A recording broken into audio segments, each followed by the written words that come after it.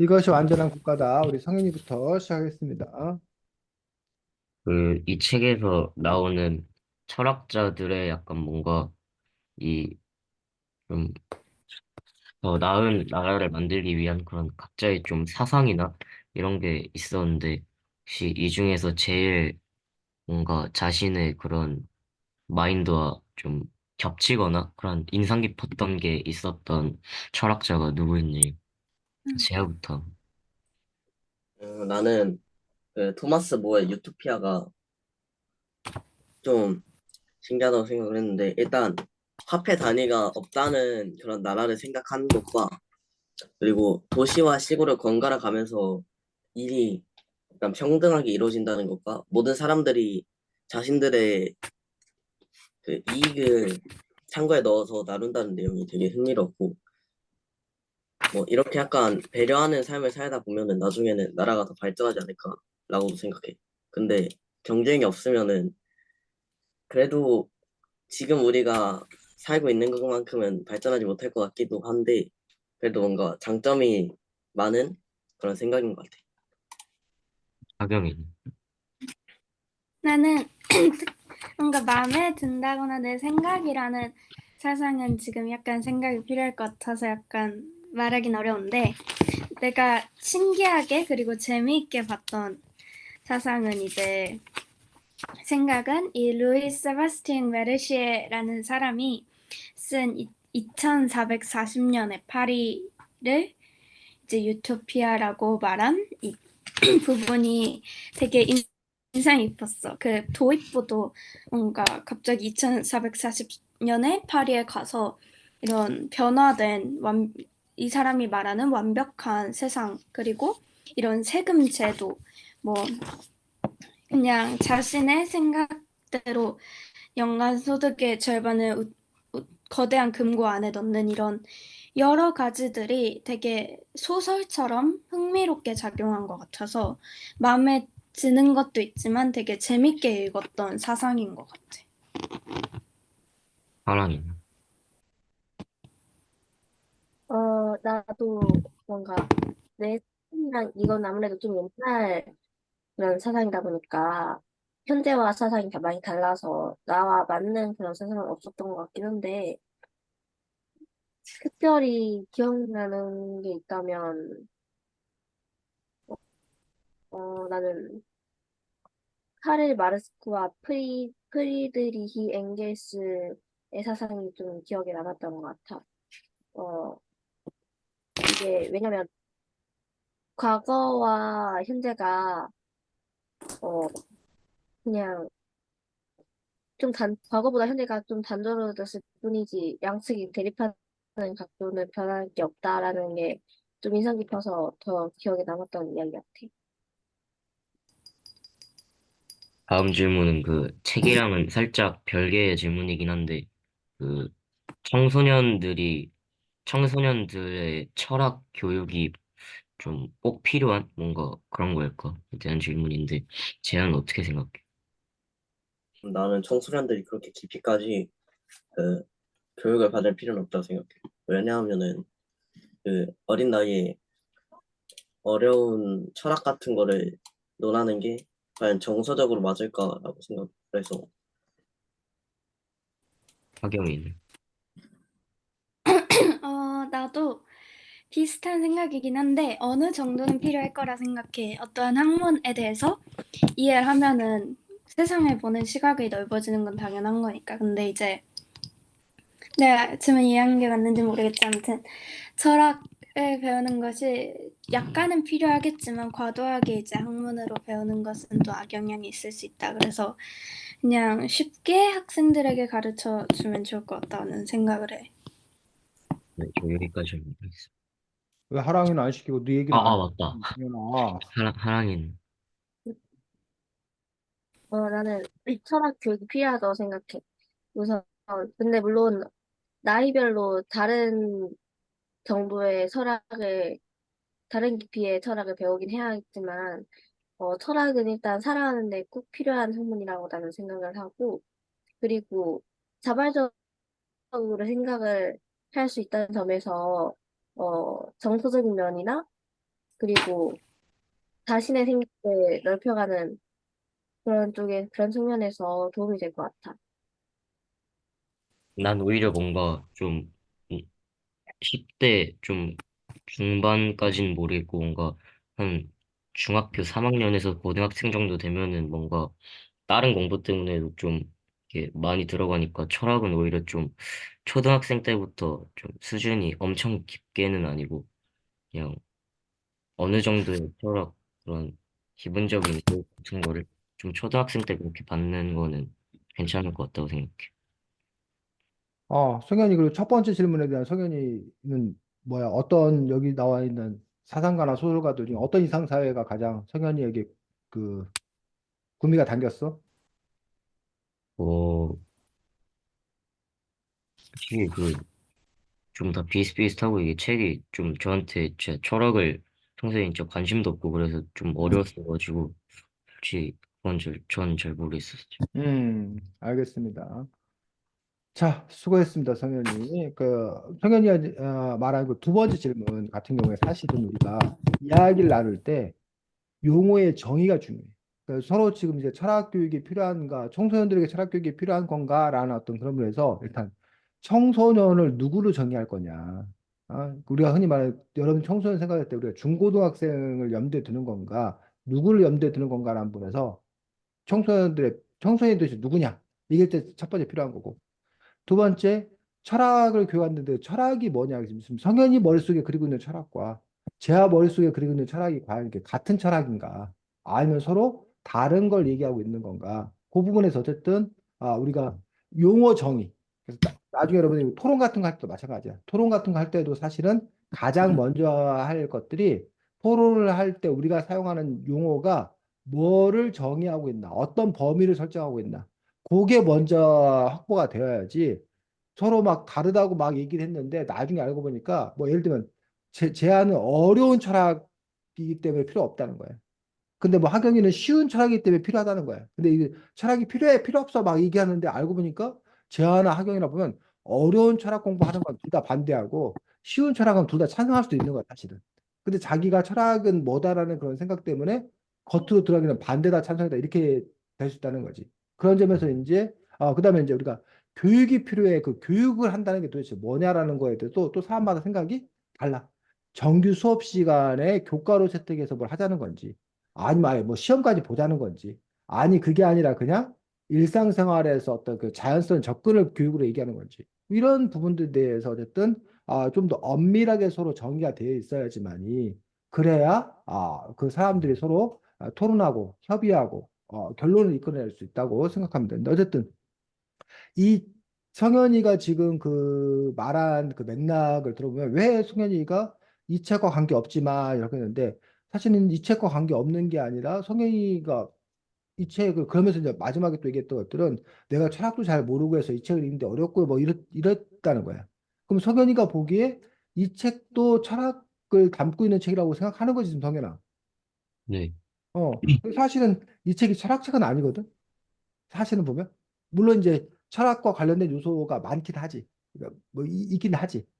그리고 이제 아까 성현이가 지금 여기서 이 사람들을 사상가라고 얘기했지만 여기 이 사람들 중에는 사상가도 있지만 뭐 그냥 소설가도 있는 거고 종교가도 있는 거고 이 사람들 중에 우리가 흔히 말하는 철학자다라고 이제 보통 손꼽히는 사람은 플라톤이나 그 베이컨이나 이런 정도가 이제 철학자 범주에 이제 확실하게 대표적인 철학자라고 얘기하지 다른 사람들을 특별히 뭐 이렇게 막 무슨 철학자라고 얘기하지 않거든. 근데 어쨌든 그런 점에 있어서 이러한 그 뭐야 오히려 이렇게 설명하는 게 낫지 않을까? 그 여러분이 살아가면서 이른바 일상의 고민들 당장 친구들과 어떻게 지낼 건가? 내가 어떤 직업을 가질 건가? 그 개인적인 내가 어떻게 먹고 살 건가? 이런 개인적인 그런 고민을 하는 것에서 벗어나서 성현이 의미하는 그 철학이라는 것들은 이 책에서 나와 있는 것처럼 좀 더 이렇게 스케일이 큰 거지. 우리 사회가 어떠해야 되는가? 우리 국가가 어떠한 방향으로 나가야 되는가? 교육제도는 어떻게 돼야 되는가? 정치제도는 어떻게 되는 건가? 사람들과의 관계는 어떻게 되는 건가? 남녀는 어떻게 되는 건가? 이런 식의 제 문제에 대해서 사람들이 자기 나름대로의 소신을 갖는 것들. 이런 논의가 과연 필요한 건가? 청소년들 이런 고민들을 해야 되는 건가? 라는 부분에 있어서 철학 교육이다라고 성현이가 얘기를 하는 건지, 또는 우리가 전통적인 철학 교육이라고 하면 그동안 철학자들이 많은 고민 끝에 많은 연구를 해놨어. 고대 소크라테스, 뭐 플라톤부터 아리스토텔레스, 뭐 독일의 칸트의 철학, 뭐 현대 철학까지, 또 동양 철학, 뭐 서양 철학, 뭐 독일 철학, 영국 철학, 뭐 이런 많은 철학도 있다는 얘기예요. 그럼 철학 사상사를 배우는 게 그게 철학 교육인 건지, 아니면 하랑이 같은 경우가 뭐 정확히 맞는지 모르겠지만 그 철학이라고 하는 어떤 그런 부분들은 그 학문의 태도와 방식이야. 그래서 우리가 어떤 문제에 대해서 진지하게 고민하고 토론하고 그러면서 그것들을 탐구하는 그 일련의 과정 그 자체가 사실 철학이에요. 그런 부분에서 그런 걸 하자는 건지, 이런 부분에 대해서 어쨌든 우리가 서로가 합의가 되어 있어야, 그래야 서로 그 이야기를 전개시켜 나갈 수 있지 않나라고 생각을 하고, 이 책으로 범위를 좁혀서 말하면 이 책의 몇몇 그 챕터에는 바로 청소년 시기의 그 철학 중에서 이른바 윤리교육이라고 해야 되나? 윤리교육을 시켜야 된다. 그 도리, 인간의 도리, 그 사회 구조의 어떤 그런 시스템, 이런 것들에 대해서 제대로 교육을 받아야, 그래야 그 사람들이 어른이 되어서 그 사회 공동체가 제대로 잘 유지 발전될 수 있을 거다라는 거예요. 그래서 지금 현재 여러분들이 학교에서 학교 교육을 배우잖아. 근데 그것들이 알게 모르게 현 사회 시스템을 여러분들이 뭐 하는 거야? 학습하고 있는 거야. 여러분들이 끊임없이 학교에서 열심히 살아라, 뭐 최선을 다해라, 뭐 국가와 민족을 위해라, 충성해라, 이런 것들이 바로 우리 그 사회를 유지하는 그런 근간이 되는 거란 얘기. 근데 우리가 너무나 그것들을 당연하게 여겨. 근데 사실은 그와 뭐에 얼마든지 다른 이야기가 있을 수도 있다는 거야. 그거를 뭐라고 해야 되나? 우리는 끊임없이 뭐라고 하면 사람이 만물의 영장이라고 배워. 사람이 최고라고 배운단 말이야. 우리는 끊임없이 그렇게 배웠다는 얘기야. 근데 지금은 그 흐름이 바뀌고 있어. 사람이 최고가 아니라 사람은 뭐다? 자연의 일부다. 사람이나 동물이나 같은 생명권을 갖고 있다라고 주장하는 사람들이 막 그런 얘기가 나와. 그럼 학교 교육에서 만약에 가르치기를 모두가 다 사람이나 동물이나 다 평등하다, 같다라고 배우면 되게 많은 게 달라져. 과거에는 이른바 그 신분질서를 가르쳤어. 양반은 양반의 도리가 있는 거고, 뭐 노비는 노비가 있는 거고, 그다음에 노비를 부리고 다스리고 그들을 뭐 죽이고 이런 거에 대해서 전혀 뭐해? 가책을 안 받아. 양심의 가책을 안 받아. 왜? 그걸 너무나 당연히 여겼기 때문에. 그 계급이나 이런 것들을. 근데 지금 우리가 평등하다고 생각하기 때문에 옛날에 어떻게 사람이 그럴 수가 있냐라고 생각한단 말이에요. 아까 쌤이 사람이나 동물이 평등하다 이렇게 돼버리면 어쩌면 우리는 지금 치킨 먹고 뭐 이런 걸 너무나 뭐하게 해요. 아무런 양심의 거리낌이나 가책 없잖아. 아무 문제 없잖아. 네. 근데 만약에 동물의 생명권 뭐 이런 것들에 대한 교육이 강화되면 아마, 아니 어떻게 옛날 사람들은 이렇게 동물을 먹었지? 라는 그러한 질문에 부닥칠지도 모른다는 거지. 그런 식으로 우리는 사실 알게 모르게 그러한 교육을 통해서 이미 그런 길들여지는 거지. 그 사회에 그, 그 사회에 살아가도록 배우고 있는 어떤 그런 상태라는 거예요. 그래서 그런 점에서 어쨌든 철학 교육 그런 것들을 잘 고안해서 교육을 시킴으로써 이 사회가 더 좋아질 거다라는 식의 어떤 그런 주장을 펼치고 있는 그런, 선생님 지금 누군지 생각이 안 나는데 이 책 안에서 이제 그러한 사상을 또 펼쳤던 그런 인물들이 또 이렇게 있었던 것들을 볼 수가 있습니다. 다음 하경이 하겠습니다. 네. 이 책은 모두가 행복한 국가는 가능할까라는 이제 질문으로 시작해서 유토피아, 여러 사람들이 생각한 자신의 유토피아를 각각의 챕터에 담고 있는데 여러분이 만약에 유토피아에 대해서 구상한다면 가장 중요하게 생각할 우선 가치 또는 꼭 필요하다고 생각하는 게 있어. 하랑이. 나는 일단 자유를 우선시할 것 같아. 일단 자유롭지 않으면 되게 굉장히 혁명 같은 게 많이 일어나서 많이 불안해질 것 같고, 사회 상황이. 그래가지고 일단 사람들의 민심을 달래기 위해서, 민심을 달래고, 뭐 이것저것 하기 위해서 자유를 우선적으로 선택할 것 같아. 그리고 나머지는 좀 나중에, 나중 순위로 필요할 것 같아. 성현이.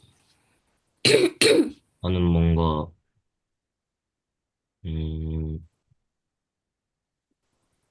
민주주의 이런 부분이 좀 중요하다고 생각해. 약간 왕 같은 그런 정권의 독재나 이런 게 아니라, 어, 난 민주주의가 제일 좀 중요하다고 생각해. 채하. 지금 우리 사회를 바라보는 사람들의 인식이 바뀌어야지 사회가 그런 식으로 변할 수 있지 않을까. 지금 우리나라 사람들이 약간 이익을 많이 챙기고 이런 모습이 좀 사라지면은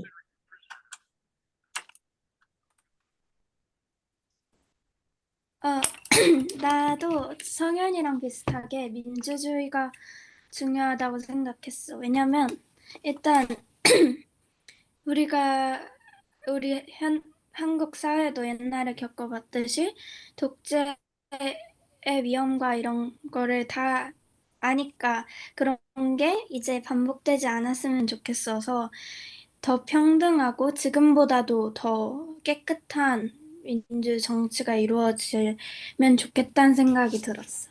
선생님은요? 네, 저는 뭐 그 권리의 보장이라는 부분들이 가장 크다고 생각합니다. 그 권리의 보장이라는 것들이 너무 광범위하긴 한데, 뭐 가장 기본적으로는 그 각각의 생명권, 그 각 개개인 어떤 그런 생명권들을 보장해 주는 것부터 시작해서, 그리고 보통 이제 인권이라고 하는 부분들, 뭐 인권 안에는 이제 뭐 언론 출판의 뭐 자유부터 시작을 해서 여러 가지 뭐 종교의 자유 등등 그 사람의 어떤 인간으로서 누려야 할 기본적인 권리들을 보장해 주는 것들, 그것들을 어떻게 구현해낼 수 있나, 그거에 초점을 맞추어서 이런 국가나 사회가 조직돼야 된다라고 생각합니다.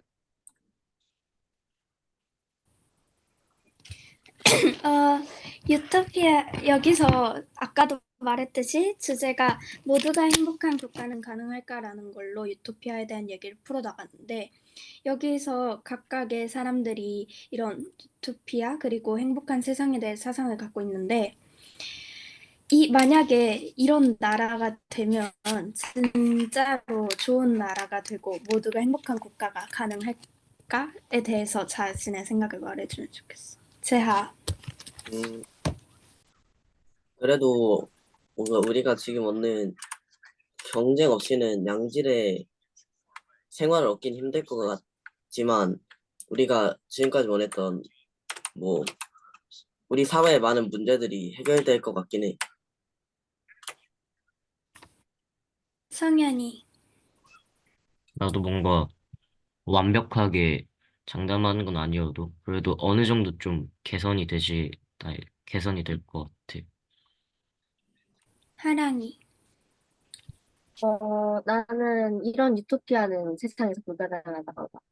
왜냐하면 일단 외국이라는 다양한 변수와 그리고 사람들 사이에서 의견 차이도 있고 그리고 문제는 약간 정신에 문제가 있는 사람들이나 그런 사람들 그리고 어, 실제로 범죄를 저지르는 사람들 중에서 충동을 참지 못하는 사람들이 있는데 그런 사람들이 범죄라도 저지르면 순식간에 망할 것 같고 그래서 현실에선 불가능하다고 생각을 해. 나도 그렇게 생각을 해.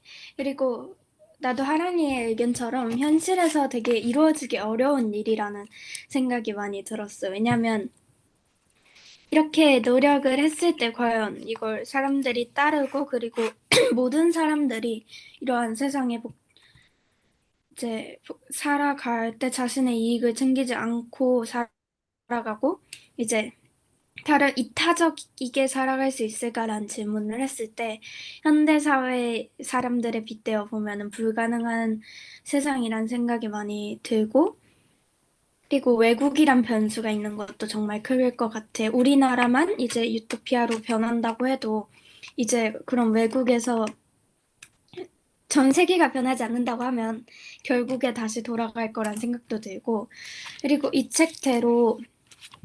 음, 이 책대로 이 책에 말한 유토피아를 해도 사실 모두가 행복할까라는 질문에는 나는 100% 장담할 순 없다고 생각해. 어느 결정을 했을 때도 좋은 사람이 있고 피해를 받는 사람이 어쩔 수 없이 생기는 건 당연한 일이니까 어떠한 나라가 되어도 사실 모두가 진정으로 행복한 나라는 만들기 어려울 거라고 생각을 했어. 저 여기까지예요. 네, 수고했습니다. 자, 하경이가 아주 중요한 얘기를 했는데, 하경이 이야기를 자칫 잘못 들으면, 그래, 어차피 그런 세상은 존재할 수 없어. 어차피 어느 사회나 문제는 있어. 그러니 그냥 이대로 살아. 라는 식의 논리로 가능하다는 거야.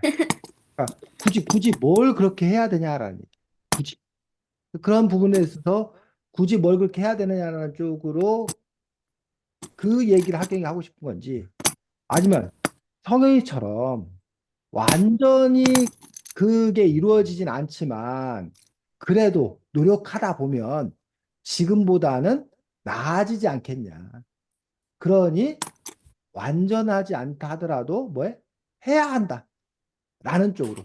그러니까 똑같은 얘기야. 근데 그게 방점을 어디다 찍냐에 따라서 야, 어차피 안 돼. 얘 방점을 찍어서 그러니 그냥 뭐해? 말아라. 이렇게 갈 수도 있고. 아니야. 그래도 지금보다는 뭐 할 거야? 나을 거야.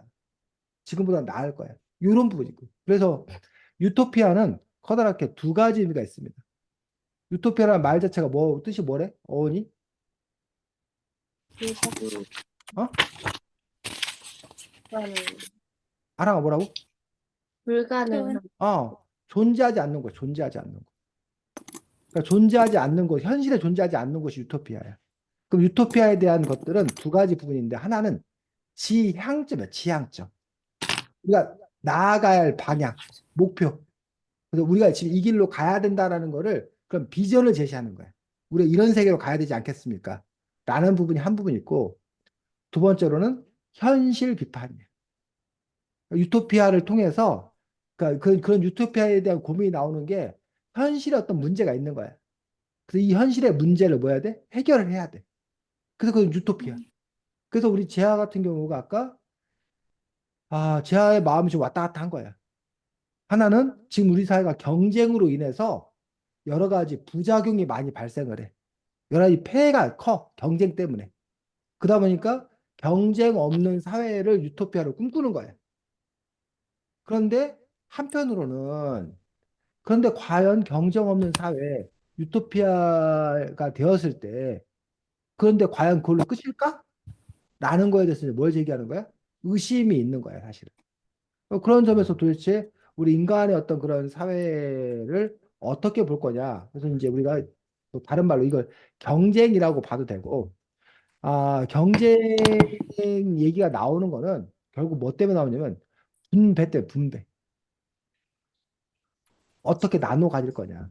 아마 재하가 경쟁을 통해서 우리가 이렇게 발전한 거 아니냐라는 거는 경쟁에서 이긴 사람에게 더 많은 몫을 나눠주는 거야. 그러다 보니까 더 많은 몫을 갖기 위해서 더 열심히 하고 그러면서 이 사회가 더 좋아지는 거 아니냐. 자본주의 사회가 더 풍요로워지는 거 아니냐. 라는 어떤 그런 부분을 얘기하고 있는데 이 책은 사실은 거의 보면 경쟁 시스템에 대해서 긍정적으로 여기는 쪽이 다수야, 소수야? 이 책 여러분 쭉 보니까 여기 나와 있는 걸로만 보면. 소수? 소수지, 소수. 차이를 인정하고 이런 부분들이. 오히려 그것보다는, 공산주의로 대표되는. 음?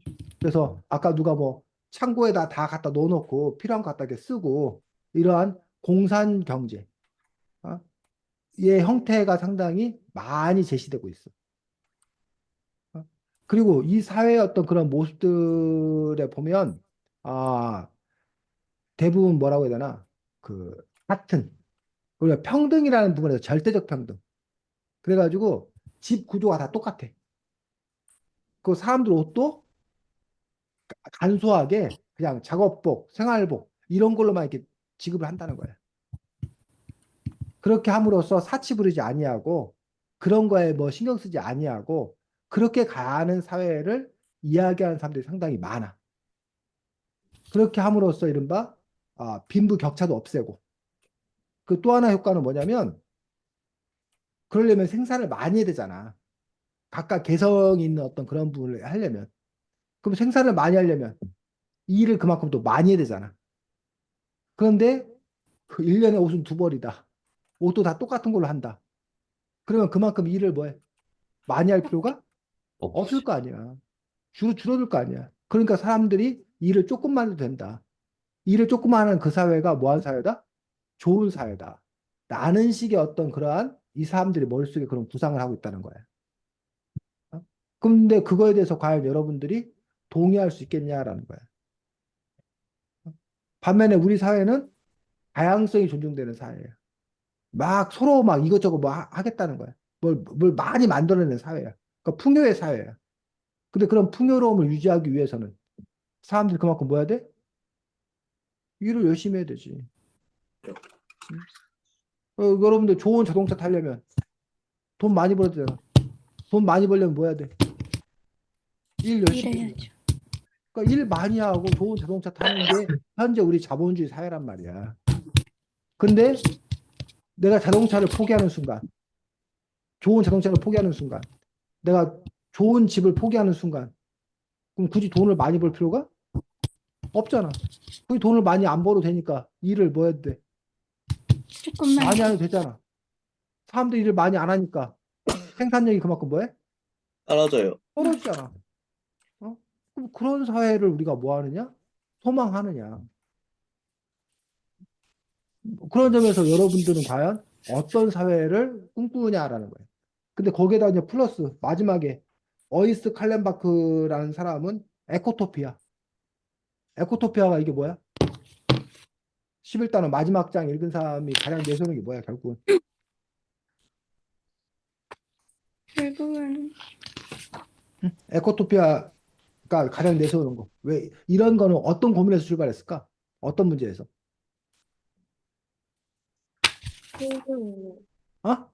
환경, 그렇죠. 환경어요. 환경 바로 이 에코토피아 상황도 같은 얘기가 나오는 이유가 21세기에 지금 지구 종말이 아니 인류 종말을 얘기해야 되는 기후 환경기가 지금 제일 큰 문제잖아.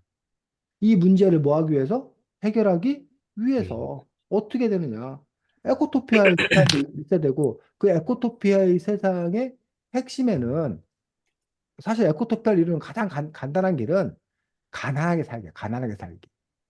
우리가 모두가 다 가난하게 살면 된단 말이에요. 그 이 사람은 좀 더 무슨 다른 차원에서 기후 환경 위기라는 측면에서 소박한 삶, 좋게 말하면 소박한 삶, 좀 심하게 얘기하면 그냥 뭐야? 가난한 삶, 음? 그런 삶을 살았다는 거예요. 선생님이 가끔 그런 생각을 해. 선생님 어머니가 아주 절약을 해. 전기도 밤에 막 전기도 잘 안 켜시고, 난방도 추운 겨울에도 난방도 별로 안 하시고, 어? 그리고 막 웬만한 데 다 걸어 다니시고, 막 그 신문지 막 이런 거 모아가지고 폐유지 뭐 이렇게 해서 저기 하고, 근데 우리 엄마가 그렇게 하는 이유 왜 그럴 것 같아?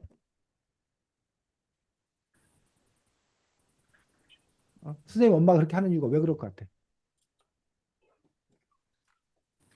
돈 아끼려고. 돈 아끼려고 그러는 거야. 근데 가만히 보면 선생님 엄마만큼 환경주의자가 없는 거야. 어? 자원 낭비 안 하고 뭐 웬만하면 걸어 다니고 뭐 저기 하는데 근데 우리 그 행위는 똑같아. 근데 또 예. 다른 환경주의자들이 일부러 뭐 하는 거야? 자기는 어? 되도록이면 전기 안 쓰려고 그러고 자동차 안 타려고 그러고 뭐 이렇게 음식물 뭐 저기 하려고 아끼려고 그러고 이런 사람 에너지 덜 쓰려고 그러고 그러니까 그 사람의 삶의 모습이나 선생님 엄마의 삶의 모습이랑 똑같은 거야. 겉에 드러나는 것들은. 근데 그거를 뭐 하는 움직이는 이유가 우리 엄마는 그 지구 환경을 걱정해서 그런 거 아니야. 그런 거 별로 관심 없어. 그냥 뭐해? 돈을 아껴야 잘 산다. 돈을 절약해야 된다. 요게 이제 뿌리 깊게 어렸을 때 가난했던 그런 세월부터 자기가 절약하고 아껴서 우리가 잘 살게 된다라는 것들이 너무 강한 그 신념과 생활이 몸에 배웠기 때문에 그래서 소비를 못 하는 거야. 반면에 요즘 환경주의자들은 자기가 일해서 돈 벌 수 있어. 근데 그게 지구 환경을 망치는 일이라고 생각하기 때문에 일부러 뭐라는 거야? 자기가 불편한 삶을 감수하며 사는 거란 얘기야. 그런 점에서 서로 출발이 다른 거야. 양태는 같지만. 근데 또 한편에서는 왜 그러고 살아야 되냐? 이 좋은 세상에. 인간으로서의 풍요를 누리며 살아야 된다는 거야. 환경 문제 어떻게 해결하면 돼? 과학 기술로 해결하면 돼. 어? 그래서 뭐 자동차 하면 전기 자동차 만들면 돼. 어? 뭐 석탄 화력 발전 문제되면 뭐 수소 에너지로 하면 돼. 아니면 뭐 미생물로 통해서 분리하고 뭐 플라스틱 문제다? 그러면 바이오 플라스틱 만들면 돼. 그렇게 뭘 통해서? 과학 기술을 통해서 인류의 문제가 해결될 수 있을 거다. 근데 이 책에도 보면 과학 기술과 관련되어 가지고 이 세상을 꿈꾸는 게 누구야? 그 헉슬리. 헉슬리 같은 경우 과학 기술로 그 세상을 뭐 한다? 바꿀 수 있다라는 그런 생각을 하고 있는 거야. 이런 식으로 이 세상이 어떠해야 되는 건가라는 부분에서 뭐가 문제다라는 것도 다르고 그 해결책도 각각의 사람들이 다르게 생각하고 있다는 거죠. 그래서 다음 주에 책이 우리가 다음 주에도 한 번도 우리가 독서를 우리가 이제 바뀌어갖고 매주 글을 쓰는 게 아니라 2주마다 하잖아요. 다음 주에는 한 폭의 한국사라는 책을 가지고서 그게 이제 한 폭의 한국사. 한 폭은 뭘 얘기할 때 한 폭이라고 그래? 한 폭, 두 폭. 그림. 그림이야, 그림. 그러면 한국사야. 그래서 미술과 역사의 만남이야. 그래서 그림 작품을 중심으로 해서 한국사를 풀어가는 그런 책이야. 역사책이야, 사실은. 근데 이제 미술과 관련된 역사책인데 그 책도 우리가 다음 주에 같이 지금 오늘처럼 진행을 할 거야. 그 다음에 다다음 주에 여러분이 글쓰기를 할 거야. 근데 쌤이 글쓰기 과제를 뭘 낼 것 같아? 한 폭의 한국사를 안 내고 완전한 국가다. 이걸로 쌤이 글쓰기 과제를 낼 거야. 성현이 글쓰기 과제가 뭘 것 같아, 그러면? 주제가. 아, 알 것 같아. 성현아. 유토피아 얘기. 그 유토피아 얘긴데. 무슨 유토피아? 내가 생각하는 송성현의 유토피아. 기락에게 유토피아. 강아랑의 유토피아. 이지아의 유토피아는 뭐냐는 얘기야. 그래서 여러분들의 글쓰기는 바로 여기 지금 11명의 소설가들이 자기들이 꿈꾸는 유토피아를 그렸잖아. 그러면 네. 강아랑이 꿈꾸는 유토피아를 12장으로 쓴다고 생각하고 강아랑이 꿈꾸는 유토피아를 너희들이 한번 뭐 해보자는 거야? 기술 써보자라는 거지. 이지아가 꿈꾸는 유토피아를 써보자는 거지. 근데 여러분들이 무슨 대단한 사상가가 아니고 뭐 하는데 어떻게 그걸 쓰냐는 얘기야. 그 점에서 이제 방법이 두 가지가 있다는 거예요. 그 두 가지가 뭐냐? 하나는 그러니까 쉽게 말하면 이거야. 여러분이 직접 요리를 하면 제일 좋아. 여러분이 직접 요리를 해서 한상을 대접하면 제일 좋단 말이에요. 근데 여러분 배운 적이 없어. 어? 요리를 뭐 아직 어려서 잘 못해. 그렇다고 해서 여러분이 손님 대접을 못하느냐? 여러분 요리 못하면 손님 대접 어떻게 하면 돼? 사요. 응? 사요. 뭐라고? 사면 돼, 사면. 근데 사는데 보면 가게가 많잖아. 어? A라는 가게, B라는 가게, C라는 가게, D라는 가게가 많단 말이야. 그러니까 여러분이 A라는 가게를 보니까 탕수육이 맛있어. 그럼 탕수육은 A라는 가게에서 여러분이 사오면 돼. 잡채는 B라는 가게가 맛있어. 그럼 잡채는 어디 가서? B라는 가게가 사온다고. 김밥은 C라는 가게가 맛있어. C라는 가게 김밥 사온다고. 근데 보니까 라면은 내가 끓일 수 있을 것 같아. 그럼 나는 A라는 가게의 탕수육과 B라는 가게의 뭐 잡채와 C라는 가게의 김밥과 내가 만든 김밥 이렇게 그 자기가 조합을 하면 되잖아. 그럼 이거는 세상에 하나밖에 없는 거잖아. 그 조합은. 네. 제가 이해가? 네. 그렇다는 얘기는 뭐냐? 여러분이 지금 이 플라톤부터 어이스트 칼렌바크까지 이들 중에서 아까 여러분들이 나는 이 사람이 딱 좋아라는 경우도 있을 수 있고 근데 이게 나하고 100% 맞진 않아. 그러니까 플라톤한테는 뭐 철인 정치가 마음에 들어. 그럼 철인 정치는 그건 끌어들여. 어? 뭐 토머스 모어에서 뭐 배분 정치 이게 마음에 들어. 토머스 모어의 배분 정치 끌어들여. 이런 식으로 여러분들이 교육은 뭐 누가 마음에 들고 남녀 성 역할에 대해서는 누가 마음에 들어. 이런 식으로 여러분들이 이 각각의 그 챕터 중에서 여러분이 마음에 드는 걸 끌어서 여러분이 하나의 어떤 그런 조리품을 만들어 보라는 거야. 또는 여기에 나와 있지 않은 것들에 대해서는 누가 여러분이 직접 쓰는 것도 괜찮다는 거예요. 여러분이 새로운 구상을 해도 괜찮다는 거예요.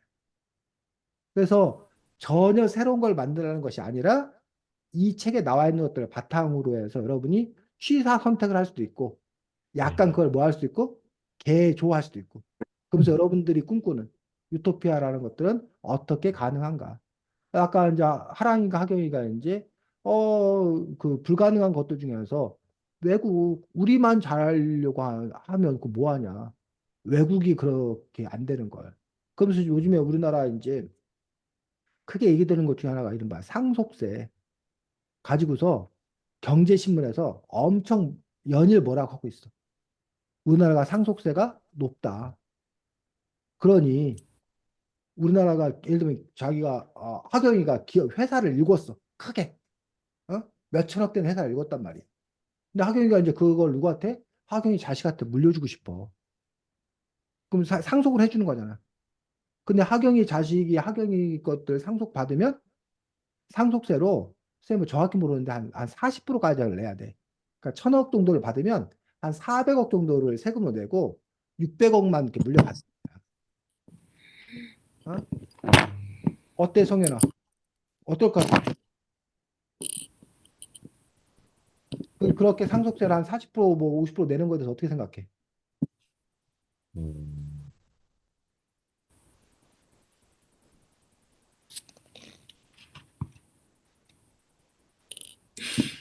응? 성현아, 답이 있는 게 아니니까 그리고 어차피 지금 얘기해도 나중에 바꾸면 되는 거니까 그냥 지금 딱 드는 느낌이 어떻다는 거야. 40% 더는 네가 1,000억을 잃고 재산을 읽었는데 네. 자식한테 물려주는데 자식이 한 600억 갖고 한 400억은 세금을 내야 돼. 그럼 뭐 사실 전 상관없겠지만 제 응. 자식 입장에선 좀 짜증나지 않을까요? 자식 입장에 짜증 나고 물려주는 부모 입장에 짜증 안 나고 전 뭐 죽으니까 사실 별로. 죽은 게 상관없고 음. 그렇지. 근데 네가 만약에 제3자 입장에서는 어, 하경이 자식한테 1,000억 물려주는데 하경이 자식이 600억 받고 400억 세금 낸대. 그럼 성현이 너는 어떨 것 같아? 3자적 입장에서는 좀 뭔가 에바 같긴 한데 그래도 어, 딱히 제 할 바는 아니니까 뭔가. 네 알 바는 아니다. 네, 근데 제안은 그래도 어떨 것 같아? 살짝은 부당하다. 살짝 부당하다. 제안은 뭐라고? 기분 나쁠 것 같아요. 기분 나쁠 것 같다고? 왜? 와, 뭐 내가 모은 재산인데 그게 응, 온전히 응, 내가 갖춘 재산대로 물려지는 게 아니라 응, 지들이 떼먹고 응, 가져가니까. 응. 지들이 떼먹고 가져가니까 그 성현이는 아까 물려주는 입장에서는 별 상관없을 거라 했는데 물려받는 사람만 문제라 생각했는데 제안은 물려주는 것도 물려주는 사람 입장에서 기분 나쁘다. 아니 내가 먹은 건데 왜 지들이 가져가요? 내가 모은 건데 지들이 가져간다. 그리고 네가 봐 그러니까 3자. 내가 어, 사회적인 혜택을 받는 거에 대해서 세금을 내는 거는 그럴 수 있다 생각을 하는데 어, 거기 그게 왜 재산을 상속을 하는데도 뭐 응, 우리가 재산을 상속한다고 해서 응, 이득이 될 게 없잖아요. 응, 나라에서. 응, 근데 나라가 우리한테 해주는 것도 없는데 왜 세금을 가져가는지 응, 그게 좀 기분 나빠요. 응. 그럼 아까 하경이 그 재산을 하경이 자녀한테 물려주는데 400억을 세금을 뗀다고 생각하면 제가 네 입장에서 3자 입장에서는 그래도 기분 나빠? 삼자 입장에서요. 그러니까 너가 예를 들면 지금 이번에 삼성이 그 이재용 회장이 삼성그룹을 승계하는 과정에서 거기는 몇 조 단위로 세금을 냈거든? 네. 그거에 대해서 어떻게 생각해? 기분 나빠? 그냥 나라가 삼성만 갈궈서 너무 싫어요. 아, 나라가 그냥, 삼성만 갈고 그것도 그냥 싫다. 우리나라 아, 그릇을 나라가 너무 갈구는 것 같아요. 아, 그렇지. 그럴 수 있어. 하랑이는? 저는 뭐 40%는 좀 과하긴 한데 음. 좀 필요하긴 한 제도라고 생각해요. 그 이유는 뭐야? 왜냐하면 일단 세금이 우리나라에 되게 필요한 정책들에 많이 필요하고 우리가 음, 실제로 받는 복지 혜택도 있고 음, 우리가 복지 혜택을 받으려면 그런 세금이 꼭 필요한 편이고 음, 근데 40%는 좀 과하긴 한데 왜 음, 그리고 우리나라가 좀 어, 아들이나 딸에게 자꾸 기업을 물려주는 그런 문화가 너무 그런 문화가 없어져야 된다고 생각도 하기 때문에 그 음, 부분에서는 음, 필요할 수도 있긴 하겠지만 음, 그래도 줄이는 편이 어떤가 하고 근데 음, 탈세하는 사람들이 있기 때문에 그것도 문제가 아닐까 해요. 그래, 그래. 하경이는? 저도 필요는 하다고 생각해요. 왜냐면 이제 너무 부가 집중되는 것에서도 이제 약간 해결을 할 수 있는 방안이기도 한데 음, 40%면 거의 절반이니까 약간 그 비율이 조금 과하다고는 생각이 들어요. 왜냐면 물론 그 필요는 한 제도고 그게 이유는 있겠지만 그 약간 그 받는 사람이나 주는 사람 입장에선 이제 왜 내가 열심히 해서 모은 돈인데 왜 40%나 뺏겨야 되지 이런 마음이 들 것 같긴 해요. 그렇지. 자, 그래서 이제, 여기 지금 우리들이 그 여러 가지 그 문제를 둘러서 여러 가지 시각들이 이렇게 나오고 있는 것도 볼 수가 있는데, 뭐, 쌤이 이제 그 세율이 정확히 몇 프로인지 쌤도 정확히 모르는데, 어쨌든 그 근저일 거야, 아마. 우리가 다른 나라들보다 상속세율이 좀 높은 그런 부분을 볼 수 있는데, 심지어는 사실은 미국 같은 경우에 한때, 과거에 90%까지 세금을 매긴 적도 있어. 법인세 뭐 이런 것들을 했을 때, 100억을 벌면 90억을 세금을 내는 적도 있었어. 지금 그것들 법인세를 뭐 이런 것들 완전히 미국이 많이 그 낮춘 어떤 그런 부분을 볼 수가 있는데 제아의 시각이 이런 거야. 그걸 왜 니들이 떼가냐. 근데 이제 하랑이는 그 문제에 대해서 그 니들이 누구냐면 바로 제아야. 떼가는 사람이. 떼가는 국가라는 게 사실은 국가 공동체. 그 사람이 이재용이 낸 세금, 그 세금 가지고 여러분들 학교 뭐 하는 거야? 운영하고, 도로 깔고, 국방 저기 하고, 그런데 다 쓰는 돈이라는 거야. 그렇기 때문에 부자들이 그 내는 거에 대해서 땡큐지. 국가 공동체를 위해 쓰는 거니까 감사하지. 이런 시각이 있을 수 있는 거고. 어? 근데 이제 제아 같은 어떤 그런 시각을 갖고 있는 경우에는 이거 이 도둑놈들이다. 아니 그걸 왜 뺏어가? 지들이 뭘 해줬다고. 뭐 이런 그 시각들이 분명히 또 가능한 그 부분을 볼 수 있습니다. 그 다음에 아까 그 하랑인가 하경이 했나? 그 세금을 어쨌든 그 거둠으로 인해서 재분배의 기능. 그러면서 이제 이런 빈부격차를 줄일 수 있는 어떤 그런 부분이 되는 거고 만약에 그런 걸 걷지 않으면 오히려 빈부격차가 더 커지는 그런 문제점이 있다는 거예요. 게다가 하나가 또 중요한 문제를 지적을 했지. 부모가 읽은 거지 자식이 노력한 게 아니라는 거야. 근데 자식은 도대체 왜 그걸 받아야 되는 거냐? 부모야 자기가 노력을 했으니까 그 읽었으니까 그걸 갖는 게 당연하지만 단지 자식이라는 이유로 그걸 받아야 되는 이유가 도대체 뭐가 있냐라는 거에 대해서 의문을 제기하는 거야. 그러면서 야 60%라도 받는 게 어디냐? 지가 아무 일도 안 하고 단지 그 사람이 뭐라는 이유로 자식이라는 이유로 수천 그 가족. 몇백억부터 시작해서 몇천억 몇 조의 돈을 받으면 어떤 사람들은 야 나 상속세 내더라도 나한테 그 돈 줬으면 좋겠다 라는 그거 받는 것만 해도 그게 얼마나 큰 행운이고 축복인데 그걸 갖고 투덜거리느냐 라고 또 뭐해 주장하는 그런 사람들도 있더라는 얘기지. 그런 식으로 이제 이 문제를 둘러싼 것들이 많은데 이제 원래 지금 선생님 그 얘기를 하려고 했던 게 아니라 아까 외국과의 문제를 얘기를 하려고 하는 건데 그러다 보니까 이제 뭐라고 얘기하냐면 어떤 나라는 상속세가 없어. 그러면 우리나라 기업이 어떻게 할 거란 얘기야. 하경이가 외국으로 가요.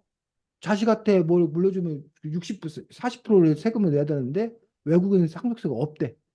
그럼 하경이가 뭐 할 거라니까 외국으로 갈 거란 얘기야. 가요. 실제로 재산 많은 그런 부자들이 외국으로 뭐 한다는 거야? 간다는 거야, 세금을 피해서. 그러면 우리나라의 부자들이 빠져나가면 우리나라가 완전히 겉껍데기만 남아가지고 문제가 생길 거 아니냐. 그러니 우리나라도 세금을 뭐 해야 된다? 낮춰야 한다. 이렇게 주장하는 사람도 있다고. 그래서 그러다 보니까 이제 우리나라만 뭘 잘하려고 해서는 안 된다. 또는 이런 걱정하잖아. 우리나라가 평화를 위해서 군대 같은 거 없애. 평화롭게 살기 위해서. 근데 그럼 제일 큰 걱정이 뭐가 되는 거야? 북한. 북한이 쳐들어오면 어떻게 할 거냐, 그러면. 외국이 쳐들어오면 어떻게 할 거냐. 우리만 망하는 거 아니냐. 네. 그렇기 때문에 우리 혼자 뭐를 평화롭게 한다고 뭐 좋은 사회를 만든다고 해봤자 백날 소용이 없다. 네. 이렇게 얘기를 하는 거야. 그러다 보니까 나온 아이디어가 뭐냐면, 그러니까 법인세라고 기업들이 또 운영하는데 그 세금 내는 게 있어. 그 법인세율이 나라마다 달라. 그 심지어는 아이슬란드인가 뭐 이렇게 몇몇 나라는 법인세를 아예 거의 안 걷어. 그러니까 뭐 예를 들면 그 뭐라 해야 되나, 법인세를 어떤 나라는 뭐 20%를 걷는다. 근데 어떤 나라는 법인세를 뭐 3%만 걷어. 그러면 그러다 보니까 이 다국적 기업, 구글이나 이런 다국적 기업에서 회사 본사를 그 나라에 두지 않고 그 법인세 적은 나라에다 두는 거야. 그럼 그 나라가 만약에 그 구글이 1,000억이었으면 그 나라에다 원래 세웠으면 만약에 200억을 세금을 내야 되는데 저쪽에 나라가 세우면 30억만 내면 되는 거야. 그게 엄청나게 이익이잖아. 그러니까 그 나라에다가 회사를 세우는 거야. 그럼 그 나라는 왜 법인세를 이렇게 낮게 책정을 하냐? 30억이라도 벌 수 있다는 거야. 다른 나라들이 자기 나라에다 회사를 세우면. 응? 그래서 지금 실제로 이른바 페이퍼 컴퍼니라고 해서 서류상으로만 그 나라에 그 소속돼 있는 거예요. 나라들이. 그 세금을 뭐 하기 위해서? 안 내기 피하기 위해. 위해서. 줄이기 위해서. 실제로 그런 일이 있는 거예요. 그럼 그런 부분에 대해서 그러니 우리가 그렇게 뺏기지 않으려면 우리도 세금을 뭐 하자? 낮춰주자. 라고 주장하는 사람이 있어. 근데 문제 해결책은 그것만 있는 게 아니라 어떤 또 다른 문제 해결책이 있을까? 그 문제를 해결할 수 있는 또 다른 방법.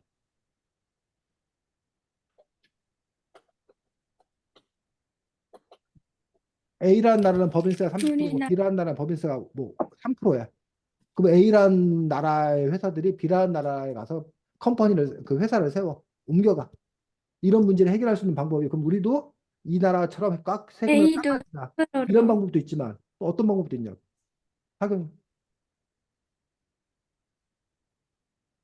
음, 이 일단 나라 A가 어 3%로 내릴 수도 있지만 B가 올릴 수도 있잖아요. 그렇지. P를 올리게 하는 거지. 즉 세계가 서로 뭐 하는 거야?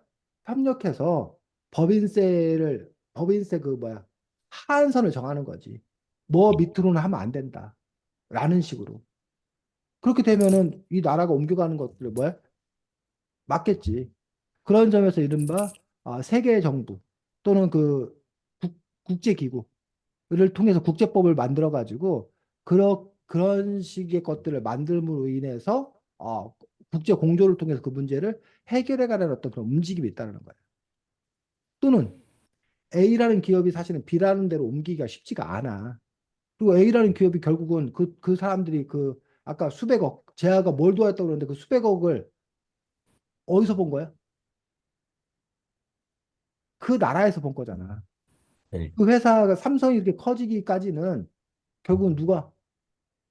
우리 국민들이 삼성 제품 열심히 사주고 우리 국민들이 삼성 가서 열심히 일하고 그 부를 이루는 데 있어서는 결국 우리 국민들이 뭐였다는 거야?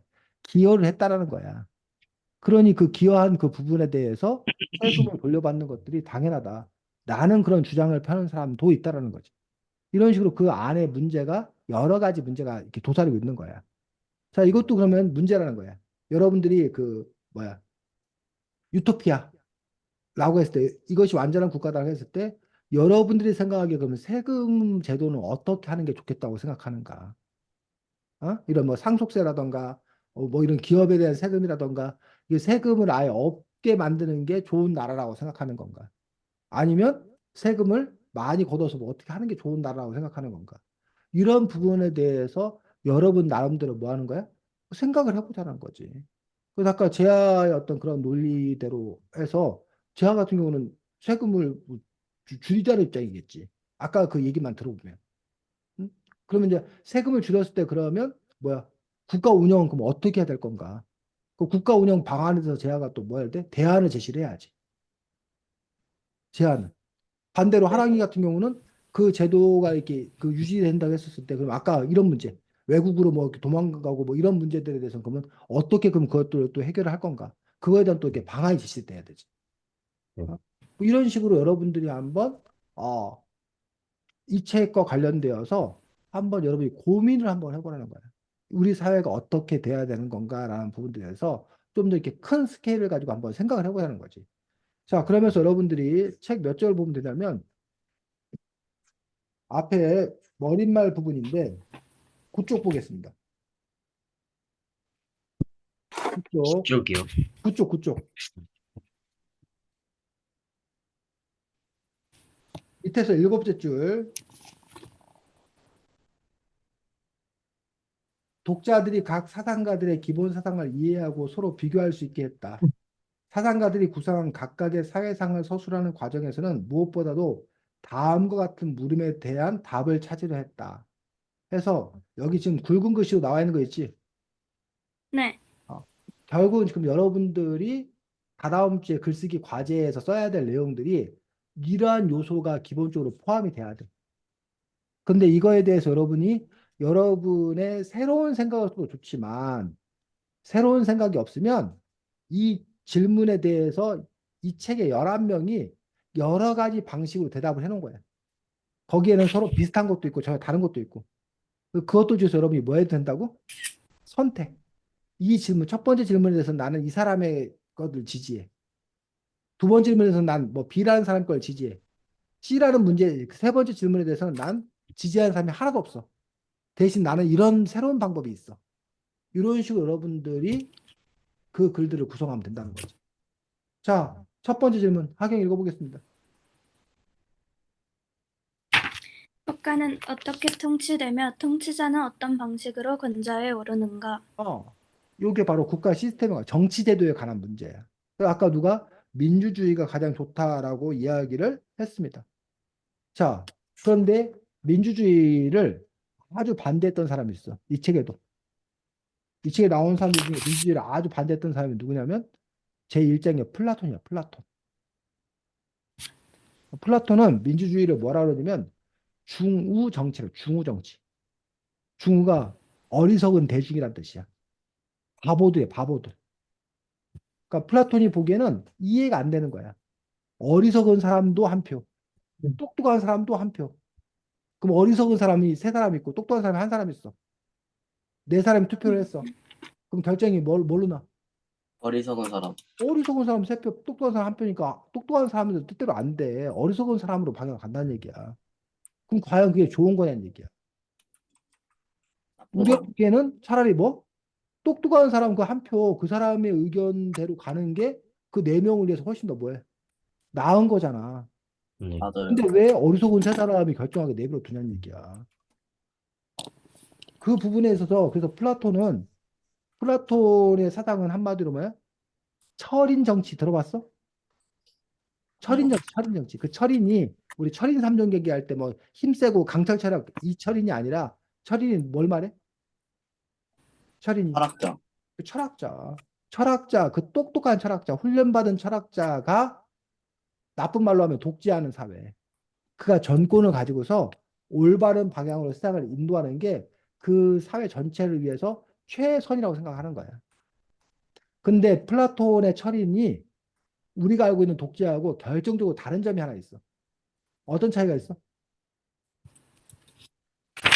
플라톤의 철인이 다른 것과 다른 독재국가와 다른 점. 음, 여러분이 생각하는 독재국가는 어떤 이미지가 더 독재국가 하면 떠오르는 이미지가 뭐야? 아니요. 부정적? 그러니까 뭐가 왜 부정적이야? 그러니까 제가 많이 자유가 다른 사람을 없으니까. 안 듣고 자기 마음대로 하니까. 자기 마음대로 하는 거야. 근데 자기 마음대로 하는데 왜 자기 마음대로 하는 거야? 자기 이익을 위해서. 자기 이익. 자기의 이익을 챙길 그렇지. 우리가 생각하는 독재자, 왕, 뭐 이런 것들은 자기 권력으로 자기의 이익을 위해서 하는 거야.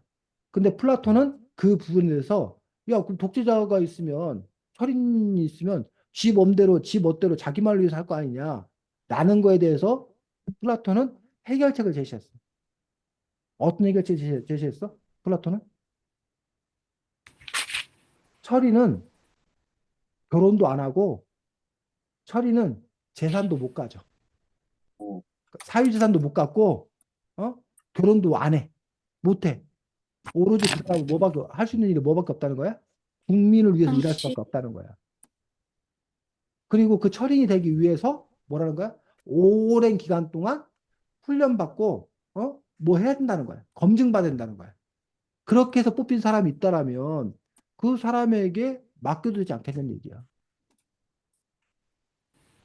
과연 민주주의라는 제도가 여러분들이 최고의 제도라고 했는데 그 민주주의라는 제도가 과연 최고의 제도냐라는 부분들에서 플라톤이 봤을 때 민주주의보다 자기가 대해서 철인 정치가 더 뭐해? 더 낫다고 생각하는 거야. 그런데 이제 우리는 뭐야?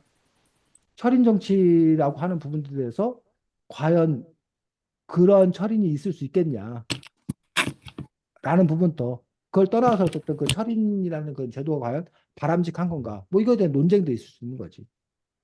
그런 점에서 여러분들이 정치도 그건 철인 정치로 할 거냐? 아니면 우리가 얘기하는 듯이 뭐야? 지금 현재 민주주의로 할 거냐?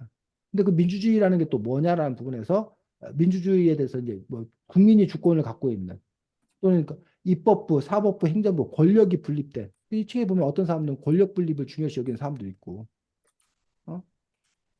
또 어떤 사람들은 예를 들면 여러분 학급으로 돌아가서 예를 들면 학급의 반장을 선생님이 어렸을 때는 학급의 반장을 어떻게 뽑았는지 알아?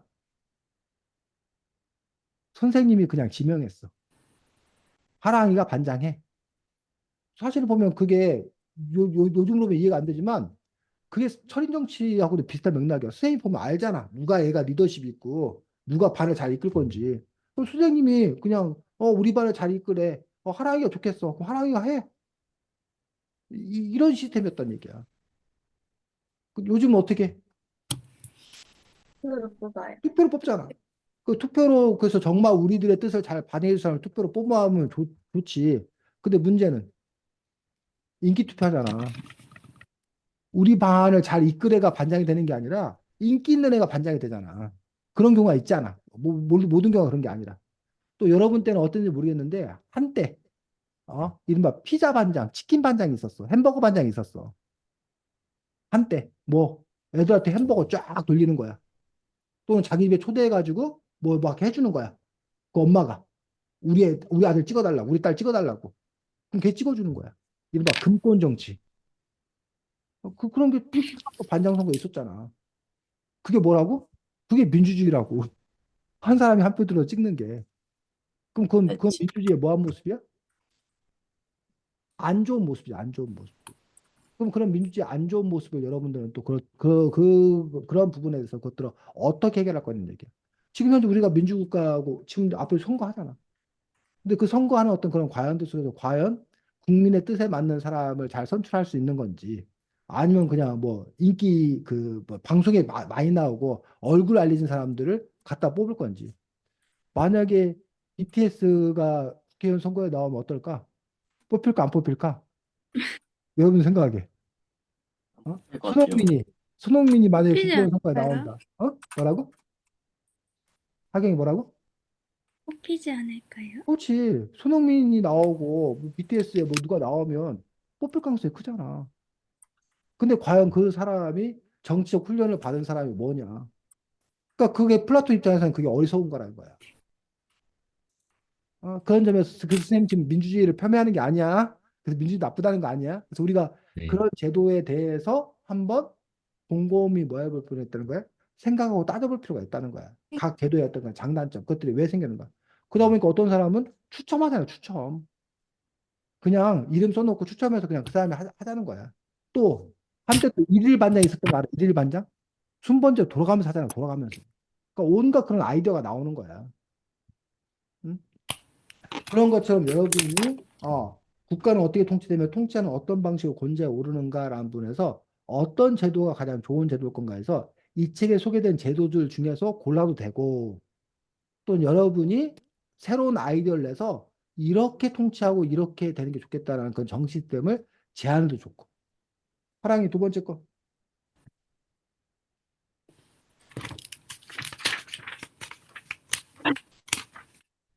재산을 어떻게 분배하고 무엇을 가지는 여기서 재산을 어떻게 분배하고 누가 무엇을 가지는 건가라는 부분에서 그냥 자기가 일하고 자기가 일한 거 자기가 갖자. 능력에 따른 분배하자. 지금 현재 우리가 살고 있는 시스템이 바로 그런 그 시스템이지. 그래서 의사들은 돈 많이 벌고, 편의점 아르바이트생은 최저임금 받고, 이게 자기 능력껏 일하고 그 능력껏 그거 받는 거 아니냐. 이런 시스템도 생각을 해서 뭐 아까 이 책에 보면은 무슨 뭐 자기의 수입의 뭐 절반을 갖다가 다 냉장고에 뭐야 그 창고에 갖다 놓고 그 거기 필요한 만큼 갖다가 쓰자. 그렇게 분배하는 어떤 그런 시스템부터 아니면 무조건 다 거둔 다음에 똑같이 그냥 n분의 1로 나눠주자. 뭐 이런 방법도 있을 거고 여러 가지 어떤 그런 방법이 있을 건데 여러분들 보기에는 어떤 방법으로 가야 되냐라는 얘기야. 어떤 방법으로 나누는 게 좋냐. 여러분들 이것도 고민이 뭐냐면 여러분들 그 팀 수업 하잖아, 팀 과제 하잖아. 근데 팀 과제 하는데 그 성적 그 점수를 주는데 팀에 따라서 무조건 똑같은 성적을 줘야 돼? 아니면 다시 그 팀 안에서 열심히 한 애가 있고 열심히 안 한 애가 있잖아. 그 열심히 한 애, 열심히 안 한 애를 차이를 줘서 줘야 돼? 어떻게 그 결과를 나눠줘야 되냐고. 그 역할 분담을 도대체 어떻게 해야 되냐고. 그런 고민들이 사이즈를 키우면 국가도 똑같은 그런 고민한다는 거야. 성현이 세 번째. 노동 세계는 어떤 모습인가? 노동세계는 어떤 모습인가? 이 책에 보면은 이 일을 하루에 4시간만 하자. 주 뭐 4일째만 하자. 일 조금만 하고 뭐 여가를 즐기고 뭐 이렇게 하자. 이런 그 일을 조금 하는 그런 사회를 더 좋은 사회라고 얘기하는 경우가 있고. 최근에 우리 사회 고민도 그런 거잖아. 어? 지금 현재 우리는 너무 그 노동이 많기 때문에 주 40시간 근무가 기본이야. 그리고 주 52시간 얘기하는데 그거는 맥시멈으로 일했을 때 52시간을 할 수 맥스. 있다. 더 이상 하면 안 된다지. 주 52시간이 52시간 일하는 게 아니야. 우리나라는 기본적으로 주 40시간이야. 지금 현재. 5일, 하루 8시간, 5일에서 주 40시간 근무를 하자는 게 기본이란 말이야. 근데 어떤 사람은 아니, 일을 할 때 몰아서 그냥 다 하고 쉴 때 그냥 길게 쉬면 되는 거 아니냐. 그렇게 유연근무제를 하자. 뭐 이런 걸 또 주장하는 사람도 있다는 얘기야. 어? 그런 점에서 노동세계는 어떤 모습인가? 또 이 책에 보면 그런 거 나와. 도시에 사는 사람과 농촌에 사는 사람이 서로 뭐 하자? 맞교환하자. 그래서 이 일을 도시에 사는 이렇게 직업을 지금 나눠서 그 자기 전문적으로 그 일을 열심히 하는 게 제일 좋은 거다라고 하는데 그게 아니라 이 사람도 농사도 져보고 이 사람도 뭐 다른 일도 해보고 서로 이렇게 맞교환해서 그렇게 해야 된다고 얘기하는 사람도 있고 또 어떤 사람은 여기 책에 안 나왔지만 과거의 철학 지도자는 임금도 농사 지어야 된다는 거야. 자기 먹고 살 건 해야 된다는 거야. 누구나 다 그 땀 흘려 그 노동, 육체 노동을 하게 해야 된다는 거야. 그런 식으로 그 일을 어떻게 분배해서 하게 해야 되는 건가? 일을 어떻게 나눠야 되는 건가? 어떤 게 더 바람직한 건가? 라는 점에 대해서 여러분들이 한번 고민해 보라는 거지. 제가 네 번째. 책이 자꾸 덮여가지고 어? 책이 덮여서 지금 다시 그래. 네 번째 사람들은 하경이. 무엇을 믿으며 종교와 어떤 관계를 맺나? 그건 마지막 거고 뒷자리고 그쪽 그쪽의 마지막. 사람들은 어떻게 살아가며 여가에는 무엇을 하나? 사람들은 어떻게 살면 여가에는 못 사나? 이 책 보다 보면 여러분들 그거 혹시 기억나? 그 도박하는 거 금지. 도박 금지가 그 이해가 돼. 근데 거기 보면 뭐 어쨌든 유흥하는 거, 뭐 술 마시고 뭐 이런 거 친교하는 거 이런 거 다 금지하는 거 보여? 그렇게 특히 종교적인 그 부분에서는 경건하게 살아야 되기 때문에 그런 행위를 다 금지해야 된다는 사람이 있는가 하면 또 반대로 헉슬린가 거기는 소마 뭐 이런 걸 나눠줘가지고 그냥 그 밑에 낮은 계층의 사람들은 그냥 지금 직자적인 즐거움을 막 선사하라는 거야. 그래야 사회적인 불만이 없다라는 거야. 그래서 요즘에 그 인기 있던 영화 그 서울의 봄 그게 이제 누구 대통령 얘기야?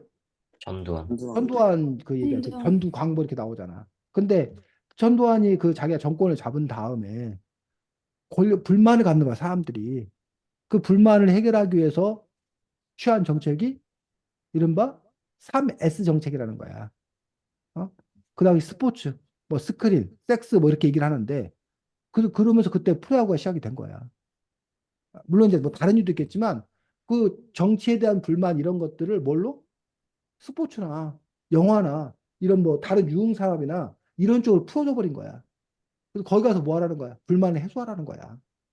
그리고 정치에는 관심 갖지 아, 말라는 뭐 이러기서 그것들이 이제 우리가 우민 정책, 사람들을 바보로 만드는 정책이다. 이렇게 얘기하기도 하는데 그런 방향으로 가야 되는 건지 아니면 뭐야? 그런 거는 사람들을 퇴폐적으로 만들기 때문에 그런 건 금지시켜야 되는 건지. 뭐 그런 부분에서 여러분들이 보기에는 과연 그 사람들이 도대체 어떻게 살고 여가는 어떻게 되는 건가에 대해서 여러분들은 결국 우리가 삶이란 무엇인가? 그리고 뭐 스포츠를 어떻게 바라볼 건가? 뭐 이런 것들을 어떻게 바라볼 건가에 따라서 전혀 입장이 달라질 수 있는 어떤 그런 부분들이 있다는 거야. 그래서 막스 이런 사람들이 꿈꿨던 것들은 노동자들도 일 조금 하고 밤에는 모여서 책 읽고 토론하고 시 쓰고 음악하고 이런 여가를 그리는 삶이 그게 아름다운 삶, 좋은 삶이라고 생각했던 사람도 있다는 거지. 그 다음에 하경이 10쪽으로 넘어가서 첫 번째. 네.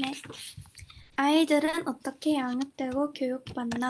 아이들 어떻게 양육되고 교육받나라는 부분에서 이 책에서 여러분들 헉슬렸나? 제일 충격적인 거 있지 않았어? 더 이상 여자들이 아이를 낳지 않는다. 인공자궁 해가지고 거기서 아이를 생산하는 거야. 그리고 나라에서 아예 아이들을 뭐 하는 거야? 키우는 거야. 그러면 뭐 산소 공급을 조절해가지고 지능 자체가 다르게 태어나게 하고 뭐 이런 얘기도 막 나오잖아. 유- 그 공상과학소에 나올 만한. 근데 그게 기술적으로 가능하다는 거야 이미. 하고 있지 않는 것뿐이지. 그런 점에서 아이는 지금처럼 엄마가 낳아야 되는 건가? 그 가정에서 키워야 되는 건가? 아니면 국가가 키워야 되는 건가? 교육 받는 동안에 도대체 아이들에게 뭘 가르칠 건가? 아까 철학 교육을 시킬 건가 말 건가? 그 아이들에게 스포츠 교육을 시킬 건가 말 건가? 어떤 사상을 주입할 건가? 이런 부분에 대해서 여러분들은 어떤 비전과 어떤 생각을 갖는 얘기지? 하랑이 다음. 남자와 여자가 있는 사회에서 뭐라는 이게 성평등에 관한 문제지. 지금은 성평등 사회잖아. 근데 이 책이 아마 여러분들이 상당 부분 많은 사람들이 남자 여자를 뭐하게 다르게 생각하잖아. 그래서 여자는 그냥 뭐 잘하는 거야? 집안일 잘하고 여자는 아이 잘 키우라는 그 얘기도 많이 하잖아. 여자의 정치적 사회적 참여에 대해서 허용 안 하는 것도 많잖아. 그다음 근데 몇몇은 여자들도 똑같이 인정해 준다라고 주장하는 사람도 있는 거고. 그런 점에서 이제 성 역할, 성 차이. 이거 그런데 어떤 경우는 남자 여자의 그 차이는 사실은 보면 남자 여자가 같은 부분이 더 많을까, 다른 부분이 더 많을까? 같은 거. 남자 여자를 딱 놓고 봤을 때 같은 부분이 더 많아, 다른 부분이 더 많아. 같은 부분. 부분이. 같은 부분이 훨씬 많지. 남자 여자 이전의 인간이잖아, 같은. 네. 같은 부분이 훨씬 많고 차이는 별로 없단 말이야, 사실은. 근데 우리가 남자 여자의 차이를 너무 많이 부각시키는 거 아니냐. 그 차이를 그래서 최소화하고 같은 부분에 집중을 해서 지금 요즘의 분위기가 그러잖아. 남자니까 여자니까라는 어디 남자 여자 얘기를 하냐고. 그냥 우리를 그냥 뭘로? 똑같은 사람으로 보자라는 거야. 그럼 그렇게 보는 게 맞는 거냐? 아니, 엄연한 남자 여자는 다른 거 아니야. 태어나기 자체가 다른 거 아니냐? 라는 부분에서 여러분들 어떤 생각 갖고 있냐는 얘기죠. 성현이 그다음에 누가 어떤 권리를 갖고 그 권리는 어떻게 보호받는 거지? 권리는 누가 어떤 권리를 갖고 그 권리는 어떻게 보호받나라는 부분에서 그 계급이나 이런 것들을 인정해야 되는가, 인정하지 않아야 되는 건가? 라는 부분들, 그 신분이라는 게 있나 없나? 라는 것부터 시작을 해서, 공부 잘하는 거 갖고 뭐 이렇게 판단하고 이게 맞나? 아니면 그냥 모두가 똑같이 뭘 대우해 줘야 되나? 자, 끝으로.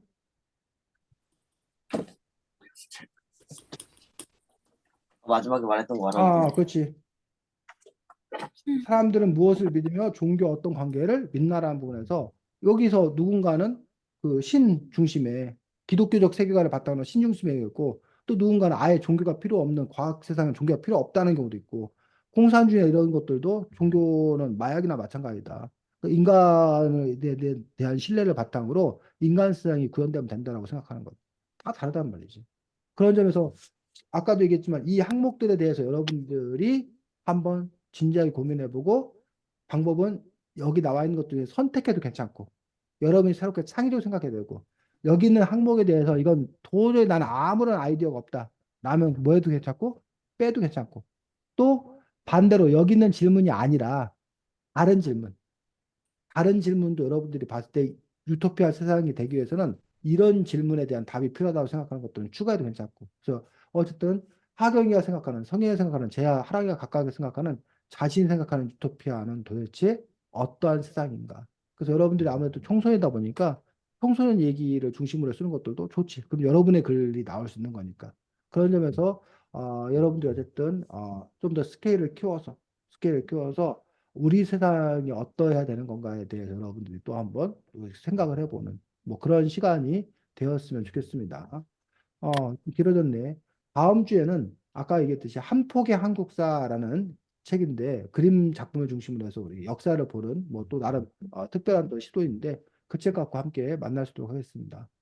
자, 혹시 글쓰기 과제와 관련돼서 다음 주 숙제 아니야? 다 다음 주 숙제야. 글쓰기 과제는 네, 네, 질문 있는 사람 없어요. 없고 수고 많았습니다.